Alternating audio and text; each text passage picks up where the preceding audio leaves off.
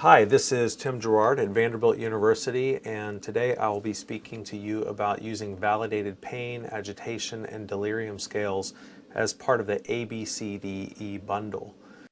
And the learning objective of this presentation is to specifically review what we know about and what's available in terms of actually assessing patients for pain, agitation, and delirium, and then managing patients who are critically ill in the intensive care unit with the use of these scales. Before we talk about the scales, I want to review for you the ABCDEs. The concept here is that numerous studies have found that different components of the management of ICU patients can contribute to improving their outcomes. And these different components have been bundled by a variety of experts and implemented in a number of hospitals under this construct, using the ABCDEs as a simple mnemonic to remind you of the various components, with A being awakening trials, or sometimes known as daily interruption of sedation, B being breathing trials, referring to the spontaneous breathing trials, which have been shown to be the most effective and safe way to wean patients who are being mechanically ventilated in the intensive care unit.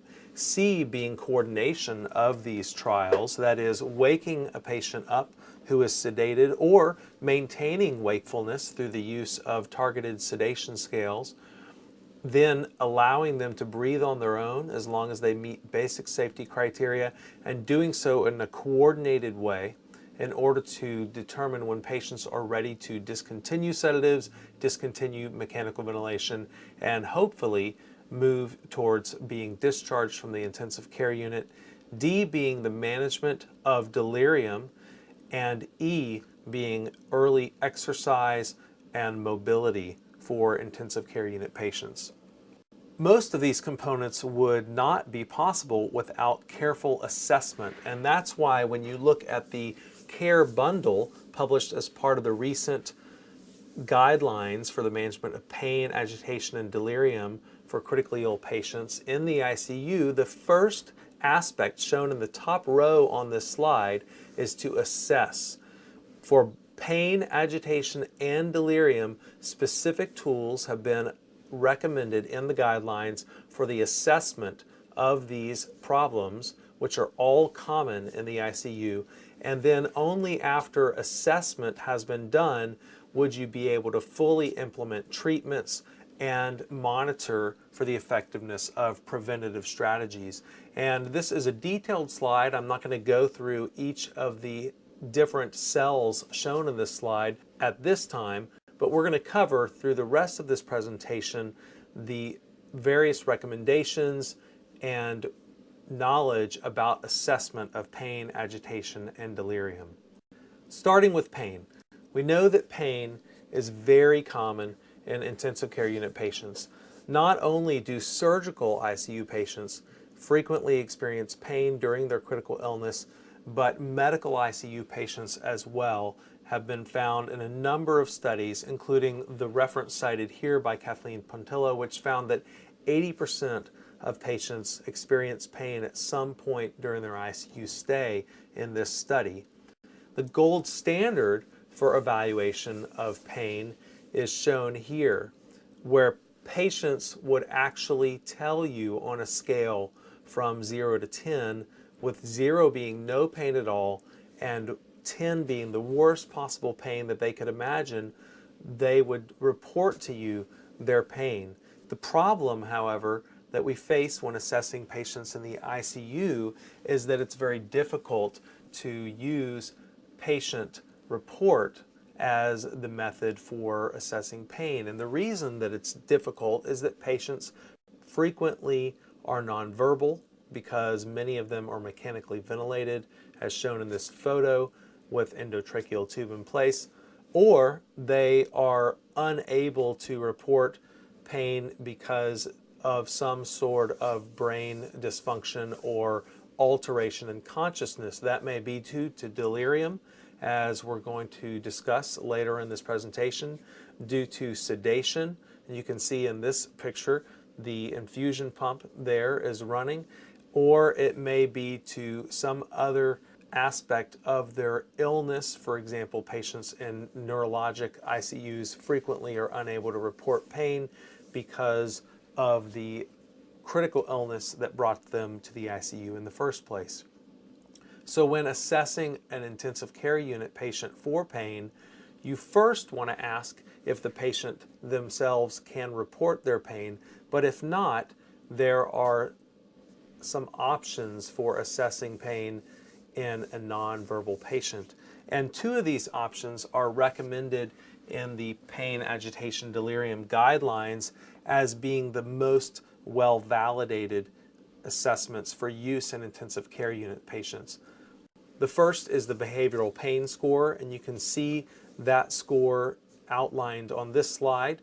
It examines three components of a patient's expressions and symptoms and rates each of these three components, the facial expression, the upper limbs, and the compliance with mechanical ventilation, on a scale from 1 to 4, so that the lowest score on the behavioral pain score would be a score of 3.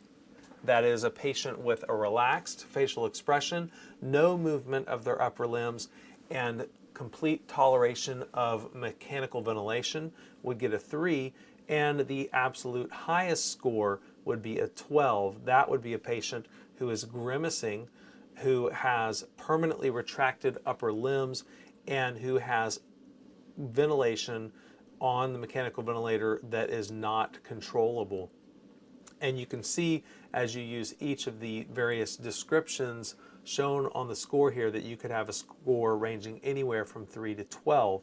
This approach to assessment of pain has been validated for use in the ICU in a number of studies and has been found to be valid and reliable in that population. Another tool that has been validated in ICU patients is the critical care pain observation tool.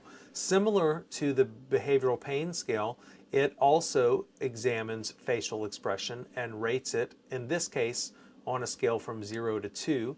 It looks at body movements, and you can see towards the bottom of the slide also looks at compliance with the ventilator.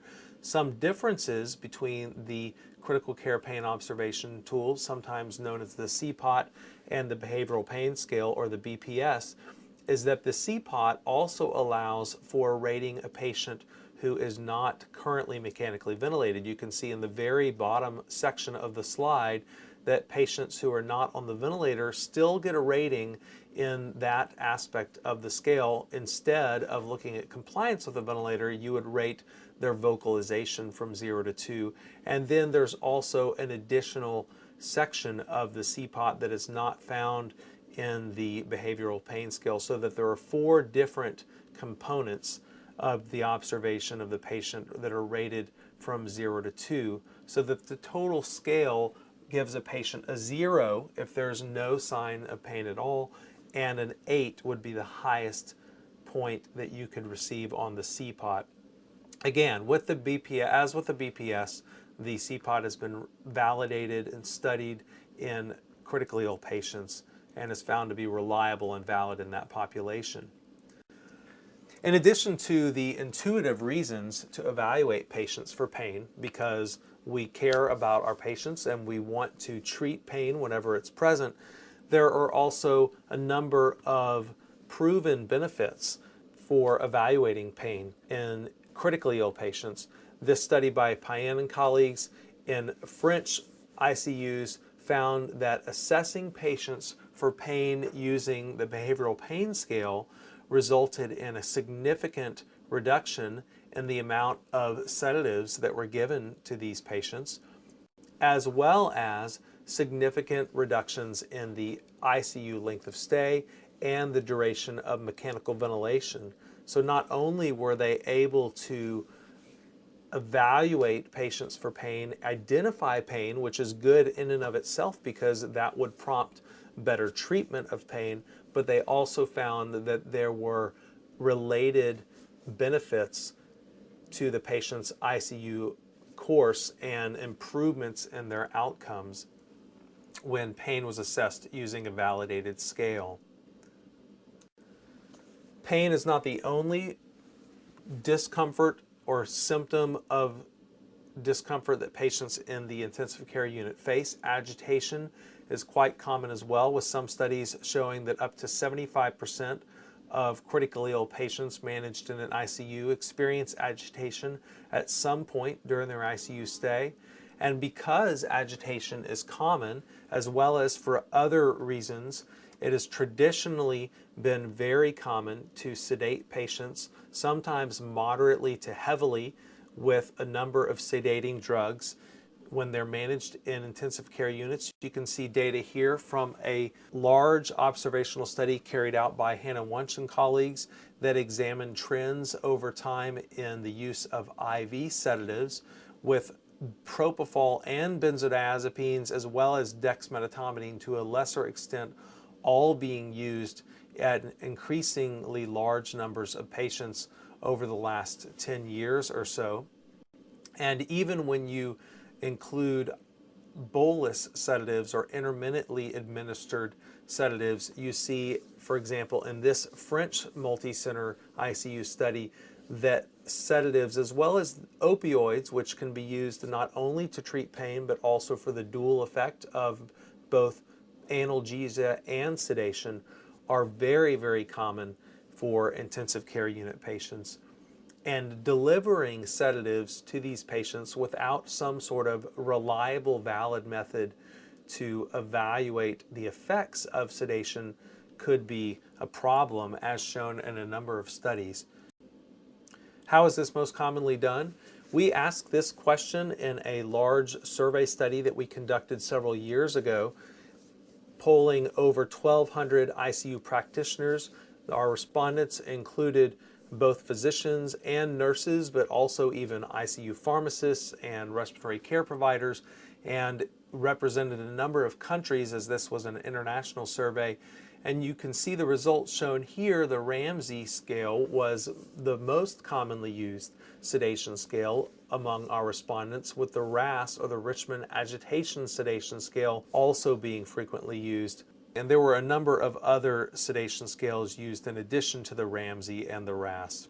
The two scales that are recommended for use in the PAD guidelines are the Richmond Agitation-Sedation Scale and the Sedation-Agitation Scale, or the SAS, because these two are the scales that have been best validated for use in the ICU. I should back up and say that the Ramsay scale, which you saw in our survey was the most commonly reported scale being used in ICUs, is the oldest scale, having been first reported over 30 years ago, and that is the main reason I believe that that scale has been used by a larger number of people.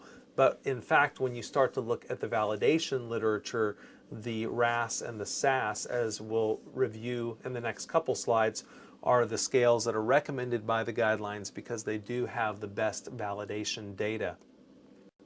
The Richmond Agitation-Sedation Scale is shown on this slide. It is a 10-point scale ranging from positive values, with +4 being the worst. All of the positive values indicate progressive levels of agitation, to negative values, with -5 being the furthest from zero and indicating the deepest level of sedation. And a 0 on the RASS is indicating alert and calm, which by default should be the goal for most ICU patients. You can see that in the negative component of this scale, that is the values that indicate progressive levels of sedation or of deeper levels of consciousness. And I do want to make a side note here. Even though these scales are frequently referred to as sedation scales, and in fact have the word sedation in their names, the validation studies did not require that sedation was always the cause of a depressed level of consciousness. So it's a common misconception to assume that these sedation scales can only be used to measure level of consciousness in the presence of sedation. In fact, these studies are very useful to measure level of consciousness even for those patients who are no longer receiving sedation or did not receive sedation during their intensive care unit stay. So when used in that manner, you might call them a level of consciousness scale or an arousal scale rather than just a sedation scale. Going back to the RASS, the various levels of sedation or depressed level of consciousness or reductions in arousal are delineated by evaluating response to both physical stimulus, and you can see that if a patient requires some sort of physical stimulus in order to have a response, they are at least a RASS of -4 or 5, and we, by convention, typically consider that coma. Whereas a patient who responds in some manner or form to a verbal stimulus is at least a RASS -3, if not lighter, and then you determine the level of arousal among those options between a 0, alert and calm, and -3, which indicates that the patient does not make any eye contact, by evaluating whether they make eye contact at all, and if so, how long they can sustain eye contact when verbally stimulated. The Sedation-Agitation Scale is similar in many ways, although different in several important ways. First, it uses only positive values, and a calm cooperative patient, which you will recall on the RASS scale was a 0, is a 4 on the Sedation-Agitation Scale. So it uses positive values from 1 to 7 instead of negative and positive values as used on the RASS. And also it doesn't distinguish between response to physical and verbal stimuli, meaning that a patient who is a SAS level 3 considered sedation can awaken to either verbal or gentle physical stimulation. Although it does point out that a patient that requires more than gentle physical stimulation is going to be at least a 2 and possibly a 1 if they have minimal or no response to noxious stimuli. As I mentioned before, both the RASS and the SAS have been validated for use in intensive care unit patients, meaning that they are sensitive and specific. They do detect changes in level of consciousness when changes really occur, and they're reliable, meaning that when multiple different clinicians evaluate patients with the same scale, they get the same results. Why is it important to evaluate patients' level of arousal or level of sedation in the intensive care unit? There are a number of studies now suggesting that deep sedation or even moderate sedation in some studies is associated with worse outcomes than light or no sedation. These are data from a study recently published by Yahya Shahabi and colleagues in the American Journal of Respiratory and Critical Care Medicine, showing that patients who were deeply sedated early during a course of mechanical ventilation in the ICU had significantly worse outcomes, both in the terms of longer mechanical ventilation and reduced 6-month survival compared with patients who were not deeply sedated. And the best, most reliable way to detect deep sedation, which commonly you might think you can just look at the patient and know, but the best way to detect it in a reliable manner is to use the validated sedation scales that the guidelines are recommending. What actually happens when an ICU changes their approach to the assessment of level of consciousness and level of sedation for their patients, and even implements a protocol that is based on an assessment such as these validated sedation scales? Well, there have been now nearly a dozen different studies, and I'm just showing you one of the earliest studies here, that examined a sedation protocol that hinged on evaluating or assessing level of consciousness and sedation with a scale and then altering the management of the patient based on the results of that scale. In this particular study done by Brooke and colleagues at Washington University in St. Louis, they evaluated patients using the Ramsay, and then based on that assessment, they would either decrease or increase the sedatives that were being delivered in order to target a specific value on the Ramsay scale. And so the scale allowed them to assign a target, that everyone who was managing that patient was aware of, and they all knew exactly what that particular target meant because the scale has very objective criteria, and then to alter management based on that target. And you can see when they took that approach in this trial by Brook and colleagues, this was a randomized controlled trial, they resulted in better outcomes for patients who were managed with the sedation protocol than those who were managed with routine care, which did not rely on a sedation scale. I should point out there were several other components to the protocol. The centerpiece was to use the sedation scale to drive changes in the delivery of sedatives, but they also had several other aspects of the protocol, including prioritizing the management of pain before giving sedatives, as well as prioritizing the use of bolus sedation rather than continuous sedation. And all of these changes in management in their entirety as part of the protocol led to a reduction in the duration of mechanical ventilation, as well as the length of stay in the hospital, as shown by the bar graph here. There have been a number of other studies suggesting that sedation protocols, typically using a validated sedation scale, results in better outcomes. I just show you one of these studies here by Marshall and colleagues. This particular protocol was enforced primarily by pharmacists, but it did rely on a validated sedation scale in order to indicate what should be changed about the sedatives in the study. And the sedation scale they used in this particular study was the SAS, or the Sedation-Agitation Scale. So the last component of the presentation will focus on the assessment of delirium. And unlike pain and agitation, which are widely recognized in the ICU, delirium tends to frequently be missed. So I think it would be helpful before we move on to just discuss the definition of delirium so that we're all on the same page about what I mean when I say delirium. I would use the American Psychiatric Association definition of delirium, where they describe it as both a disturbance of consciousness and a change in cognition, and remind you all that delirium requires both an abnormality in consciousness and a change in cognition. The DSM-5 is actually coming out, and there will be some slight changes to the terminology in the definition of delirium. They're going to focus more on the aspect of consciousness that is abnormal in patients with delirium, and that is attention. And they will continue to point out that a change in cognition is an important aspect or required aspect for the diagnosis of delirium.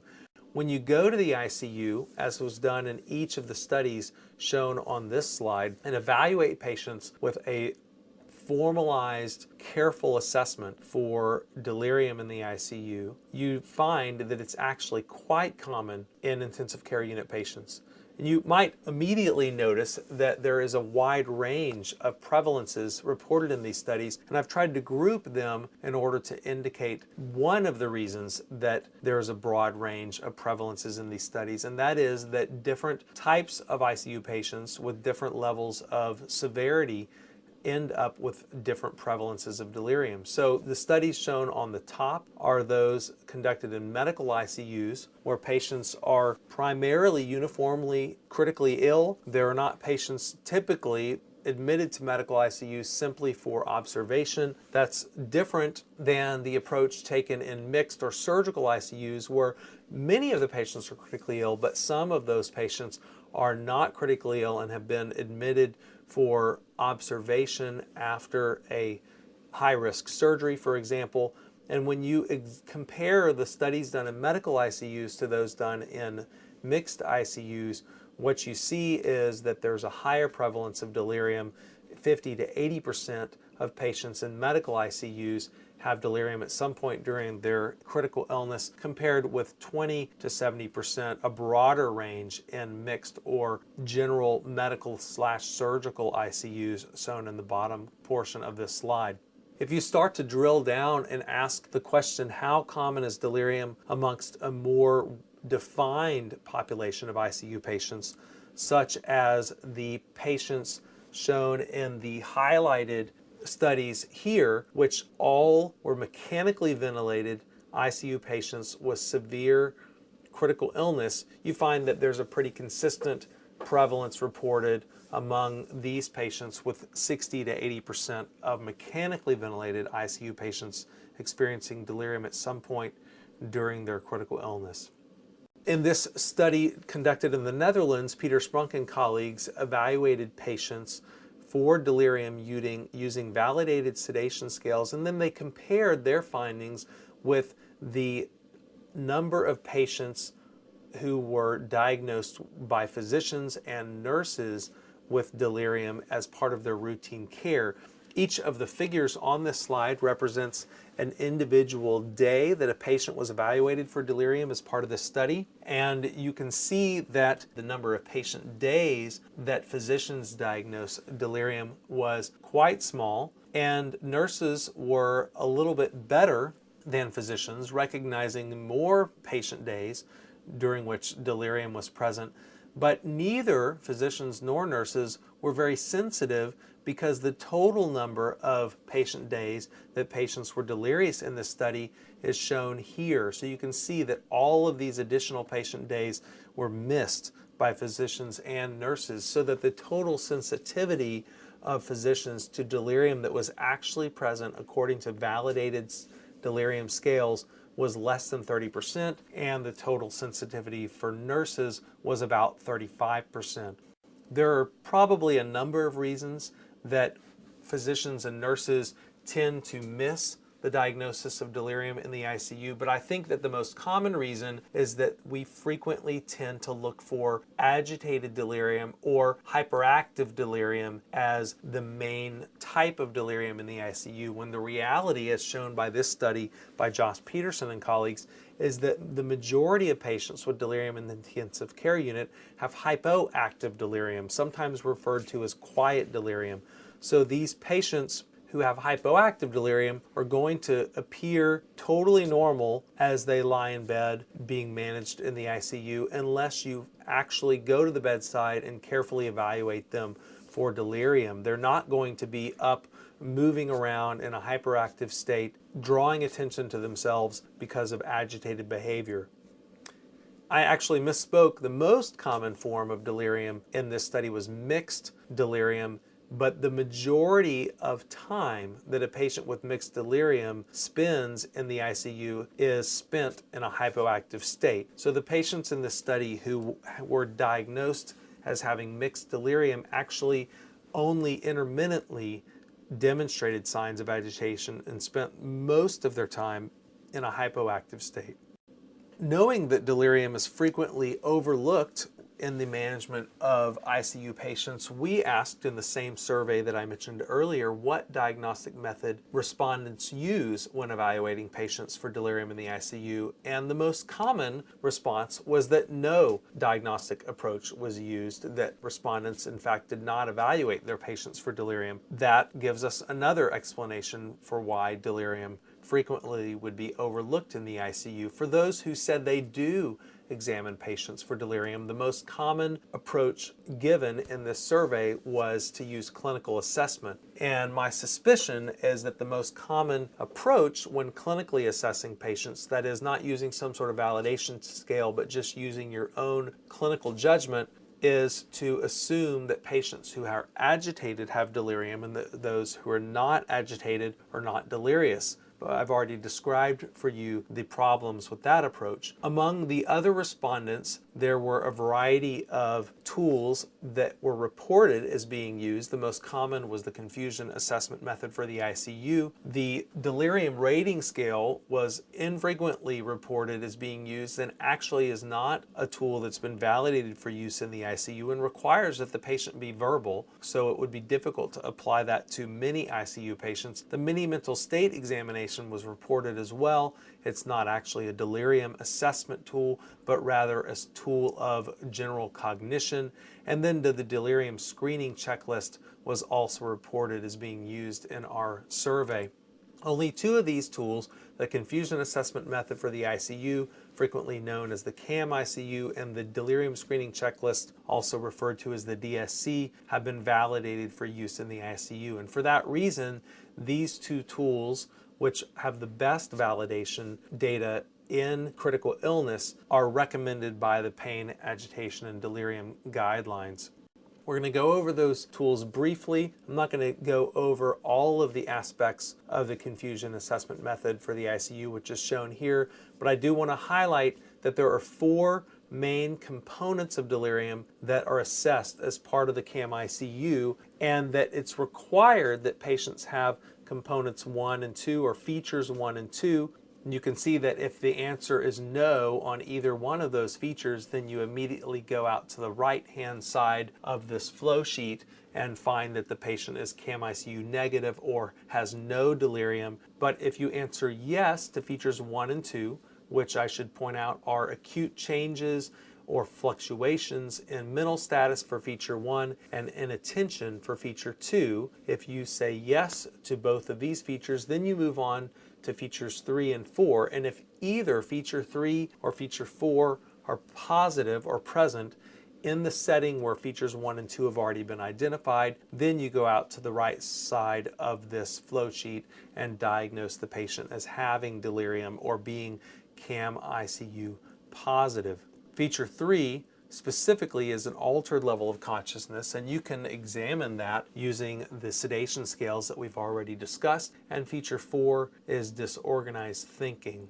The intensive care delirium screening checklist, as you can see here, relies on a larger number of symptoms or signs of delirium. 8 in total are present on this checklist. The same 4 features that are part of the CAM-ICU are also part of the delirium screening checklist, but it also relies on examination and evaluation of 4 additional signs or symptoms of delirium. And when a patient has 4 or more of these symptoms, they are considered delirious according to the delirium screening checklist. Why is it important to use one of these 2 tools, which have both been validated for use in critically ill patients in the ICU, meaning that they're sensitive and specific for the diagnosis of delirium when compared with an expert psychiatric examination, and they're reliable when used by multiple raters in the same patient? The answer is severalfold. First, delirium is frequently a warning sign. In the same way that a canary in the coal mine would warn the miner that something was wrong, that things have changed, that the air quality or oxygen content was changing in a dangerous way, the assessment and detection of delirium in a critically ill patient indicates that there's a problem that could be addressed if identified, and prompts the clinician to stop and think about what that problem may be. I'm not going to read for you each of the various problems that you should think about, but I do want to point out that a very helpful mnemonic, think, does include a variety of frequently encountered risk factors for delirium that should be considered when a patient with delirium is diagnosed with delirium in the ICU. Lastly, what I want to do is just show you one way that this can all be put together in an order set. This is actually an order set that we use in my institution at Vanderbilt University. You can see that when the provider pulls up this order set, the first thing that they're prompted to do is to indicate a goal on the RASS, which is the sedation scale that we use at Vanderbilt. They can choose anywhere from 0, alert, and calm, which is bolded because that is most often the goal that we would set. It's the default goal that we want most patients to be achieving during their ICU stay. Or in certain circumstances, you could target a deeper level on the RASS scale, and then you can change using this order set that targeted value over time. And in fact, you should change that over time depending on how the patient's doing. Next, this order set indicates that you should prioritize pain. So we have pain at the top of the section of treatments in this order set. Patients, it doesn't show it here, but patients are being assessed with a validated pain scale to guide the use of these medications that are ordered through the order set. You want to minimize sedation. So if the patient is at the goal RASS as shown in the order set with just an analgesia-based regimen alone, then you would just say none for the sedative that you're choosing. But if they're not at the RASS goal, and if they're having agitation, then you may choose one of these other sedatives. And then finally, I didn't talk about the choice of sedatives in this particular presentation, but we have some choices outlined there based on the guidelines.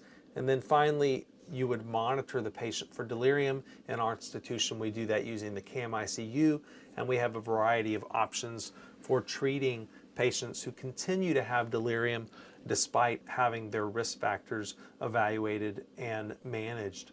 The last thing I want to do is discuss with you a roadmap for the management of pain, agitation, and delirium, and specifically discuss that the way that the results of each of these tools can be used to report pain, agitation, and delirium during multidisciplinary rounds. You can simply use these 3 questions. Where is the patient going? Meaning, what is their targeted level on the agitation-sedation scale? And of course, the target for pain is always to try to achieve the lack of pain or the absence of pain. But some patients who have chronic pain may never be pain-free. The second question, where is the patient now? So this is where you would actually report the values for that patient's pain, agitation, and delirium using the results of these validated scales. And then the third question, how did we get there? That is, what medications are contributing to the patient's pain or lack thereof, agitation, or changes in level of consciousness and delirium.